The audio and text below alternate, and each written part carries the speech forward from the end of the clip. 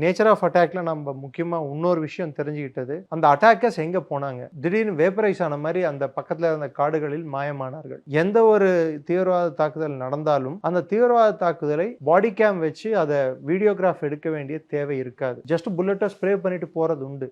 இது மாதிரி கலுச்சாக் அட்டாக் நடந்திருக்கு, இது மாதிரி பல அட்டாக்ஸ் நடந்திருக்கு. பட் இதுதான் ஃபர்ஸ்ட் அட்டாக் பாடி கேம்ல ரெக்கார்ட் பண்ணது. So there is a purpose.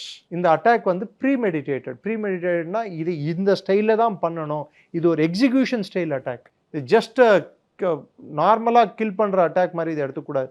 இது அல்காமியா இஸ்லாமியான்னு சொல்கிற ஒரு அமைப்பு லக்சரில் 1995 இதே மாதிரி டூரிஸ்ட் சென்று லக்சர் ஈஜிப்டில் அவங்க ஒரு பழைய டூம்ஸ் எல்லாம் பார்த்துட்டு இருக்கும்போது இதே ஸ்டைல் ஆஃப் அட்டாக் தான் அவங்க கேரி அவுட் பண்ணாங்க. அதுக்கப்புறம் அல்-கொய்தா இதே ஸ்டைல் ஆஃப் காப்பி புக்கை வந்து ஃபாலோ பண்ணியிருக்கு, ஹமாஸ் ஃபாலோ பண்ணியிருக்கு. Satyabama Institute of Science and Technology, admissions open.